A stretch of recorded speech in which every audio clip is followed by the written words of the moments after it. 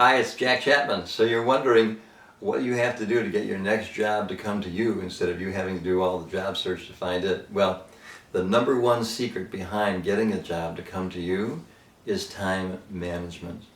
By time management in this respect, I mean, where do you spend 90% of your job search time, and where do you find the time to conduct your search? Do you find it by spending it in the published market or spending it in the unpublished market? Published, unpublished, it might be news to you that there's two job markets. There's two. The first market is the visible market. It's the market everybody knows about, vacancies and openings, postings that are listed on the internet job boards and postings with monster.com, careerbuilder.com, postings in job search clubs and on the internet. These are for vacancies and openings that have been identified. And let me tell you about those. If something gets to the point that it has to be advertised in the newspaper, it means nobody inside was able to fill that job.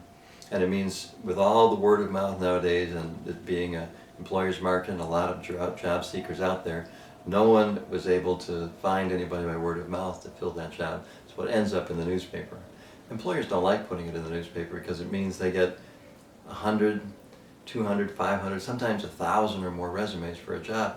It takes an awful lot of time, effort, energy, and cost to sift through all those. And you wonder if you don't hear anything, that's why. They're just overwhelmed in sifting through them. They have no time to reply to you. That's called the published job market. Most people spend a lot of their time in there. If you spend your time in there, that's not the way to get the job to come to you. That's you chasing an opening, chasing a vacancy. If you want to get a job to come to you, you need to shift your whole job search paradigm. And instead of looking to fill a spot like a square peg in the square hole, you simply want to develop your reputation, develop your brand. Getting employed through the unpublished market, talking to a hiring decision maker before the ad goes into the newspaper works like this.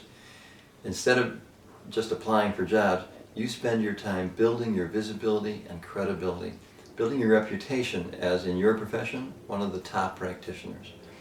If you build that correctly and get the visibility across a wide spectrum of people and organizations, the next time a hiring decision maker has a need, they're not going to think, I guess I'm going to write up an ad and put it on a job board. No, they're going to call you, or they're going to call a recruiter who knows you and say, we have some problems here, we'd like to get them solved. I hear this person is really good, let's talk to them. That way, the job comes to you. And it comes to you not by you chasing it, but by you just developing your visibility, credibility as high reputation, top 10 or 25% in your field. Now, I hope that's helped you in your job search. I hope you can manage your time to do that. And I'd like to help you out a little more if you're interested. If you like that tip and you'd like 8 more tips about the skills needed to conduct a reputation-based job search, I have a CD for you. It's about a half an hour where I discuss several more skills and tips that you need to be able to conduct a great job search in that market. I'd like to get that to you at no cost. There's a small shipping and handling charge that's involved, but I'll get that CD right to you if you'll just put your name and email address and information to cover that handling charge, and I hope it will contribute to your career satisfaction and success. I'm Jack Chapman. Goodbye.